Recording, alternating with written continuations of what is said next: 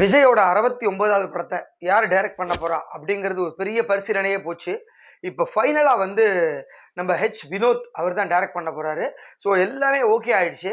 In fact அந்த படத்துக்கு யாரு கூட கோஸ்டாஸ் ஒர்க் பண்ண போறா, எந்த கம்பெனி தயாரிக்க போகுது அப்படிங்கிற அளவுக்கு பேசி முடிச்சிட்டாங்க. என்னன்னா இப்போ இந்த கோட் படத்தோட ஒரு லாஸ்ட் ஷெடியூல் ஷூட்டிங் வந்து ரஷ்யாவில் நடக்குது. ஸோ அதுக்கோசரம் விஜய் வந்து நேற்றுக்கு துபாய் வழியா அங்கே போய் சேர்ந்துட்டாரு. ஏற்கனவே படக்குழு அங்கே இருக்காங்க. கிட்டத்தட்ட அந்த ஒரு 15 நாள் அங்கே ஷூட்டிங் முடிச்சுட்டு எலெக்ஷனுக்கு ஓட்டு போட இங்கே வராரு. ஸோ ஓட்டு போட்டு முடிச்சதுக்கப்புறம் மிச்சம் இருக்கிற பேட்ச் ஒர்க் ஷூட்டிங் மாத்திரம் முடிக்க போகிறாங்க. அநேகமாக இந்த மாத இறுதியோட இந்த கோட் படத்தினுடைய படப்பிடிப்பு ஓவர் ஆகிடும் அப்படிங்கிறாங்க. அதனை தொடர்ந்து அதுக்கான டப்பிங் ஒர்க்கை ஸ்டார்ட் பண்ணி கொடுத்துட்டு ஜூன் மாதத்துல இமீடியட்டாக வந்து வினோத் டைரக்ட் பண்ண போகிற அந்த படத்துக்கு விஜய் நடிக்க போகிறாரு. ஸோ விஜயோட 69வது படமாக இது ரெடியாக போகுது. இந்த படத்தை வந்து முதல்ல வந்து தெலுங்குல இருக்கிற தில்ராஜு கம்பெனி ஏற்கனவே வாரிசு பண்ணதுனால அவங்க பண்ணுறதா இருந்தாங்க. அதுக்கப்புறம் வந்து இன்னொரு மிகப்பெரிய கம்பெனியான டிவிவி ப்ரொடக்ஷன்ஸ் அவங்க தான் இந்த படத்தை பண்ணுறதுக்கு ரெடியாக இருந்தாங்க. அதற்காக விஜய்க்கு ஒரு பெரிய அமௌண்ட்டை கொடுக்கறதுக்கும் தயாராக இருந்தாங்க. தமிழ் தெலுங்குன்னு பைலிங்குவலாக பண்ணிவிட்டு மற்ற மொழிகளில் இதை மொழிமாற்றம் பண்ணி ரிலீஸ் பண்ணணும் அப்படின்னு ஐடியா பண்ணியிருந்தாங்க. அவங்களுக்கு கிட்டத்தட்ட ஒரு நல்ல அமௌண்ட் வந்து இப்போ 190லேருந்து 200 கோடி ரூபா கோட் படத்துக்கு வாங்கியிருக்காரு. அதை தாண்டி ஒரு 230 வரைக்கும் அவங்க பேசியிருக்காங்க. ஆனால் இப்போ ஃபைனலாக யார் வந்திருக்கா அப்படின்னாக்க, இப்போ கரண்ட்டாக கோட் படத்தை பண்ணிட்டு இருக்குது ஏஜிஎஸ் என்டர்டைன்மெண்ட். அவங்க தான் இந்த 68வது படத்தை தயாரிச்சிட்டு இருக்காங்க. பேக் அண்ட் பேக் நாங்களே பண்ணிக்கிறோம் அப்படின்னு சொன்ன உடனே ஸோ 69வது படத்தையும் ஏஜிஎஸ் என்டர்டைன்மெண்ட் தான் பண்ண போகிறாங்க. அதற்காக 250 கோடி ரூபா ரவுண்டாக கொடுக்குறதா சொல்லியிருக்காங்க விஜய்க்கு. அதனால அவரும் ஓகேன்னு சொல்லிட்டாராம். அக்ரிமெண்ட் சைன் ஆயிடுச்சு அப்படிங்கிற மாதிரி சொல்கிறாங்க. ஸோ இந்த படம் வந்து ஒரு பொலிட்டிக்கல் பேக்ட்ராப்பில் சூப்பராக ரெடியாக போகுது. இந்த கதை தான் ஆக்சுவலாக கமலுக்காக சொல்லி வச்சிருந்த கதை. கமலும் வினோத்தும் சேர்ந்து ஒரு படம் பண்ணுறதா சொல்லி கிட்டத்தட்ட ஒரு 6 மாத காலம் கமல் பின்னாடியே வினோத் போயிட்டு இருந்தார்.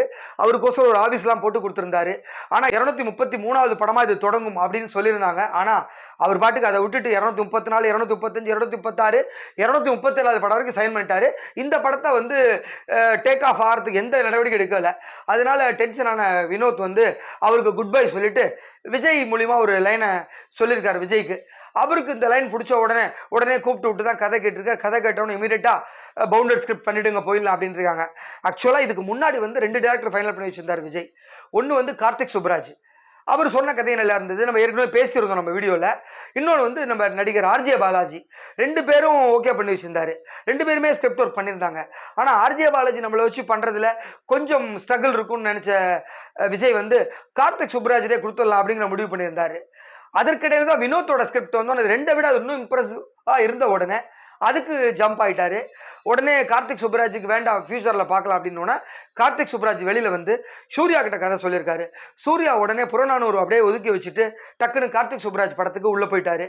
அதே மாதிரி ஆர்ஜே பாலாஜியும் விஜய்க்காக சொன்ன கதையை எடுத்து வச்சுட்டு அவரோட அடுத்த படத்துக்கு போயிட்டாரு.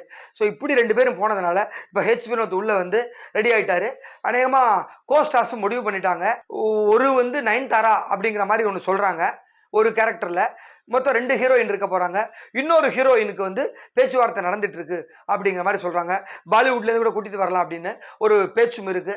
ஸோ அநேகமாக வினோத் படம் வந்து ஜூன் மாதம் டேக் ஆஃப் ஆகிடும் அப்படிங்கிறது தான் தகவல். டெஃபினட்டாக விஜயோட கடைசி படங்கிறதுனால மிகுந்த எதிர்பார்ப்போட அவர் ரசிகர்களையும் அவர் கட்சிக்காரங்களையும் குஷிப்படுத்துகிற மாதிரியும் இருக்கும். அதே நேரத்தில் தமிழக அரசியலில் ஒரு மிகப்பெரிய மாற்றத்தை உருவாக்குற படமாகவும் இருக்கும். ஸோ கமலுக்கும் அதனால தான் அவர் கதை சொல்லியிருக்காரு. கமல் வந்து இப்போ வேண்டாம், சட்டமன்ற தேர்தலுக்கு முன்னாடி இந்த படத்தை வச்சுக்கலாம், அப்போ நான் பயங்கரமாக உள்ளே போயிடலாம் அப்படிங்கிற கனவோடலாம் இருந்தார். பட்டு அவர் எந்த லெவலில் அதை பண்ணுவாருன்னு தெரியல. ஸோ விஜய் கரெக்ட் சான்ஸ் அப்படின்னு நினச்ச வினோத் வந்து விஜய்கிட்ட கதை சொல்லி இன்றைக்கி அந்த கதை டேக் ஆஃப் ஆயிருக்கு. ஸோ விஜய் வினோத் கூட்டணி டெஃபினட்டாக பெரிய லெவலில் ஹிட் ஆகும் அப்படின்னு சொல்லிக்கலாம். நன்றி.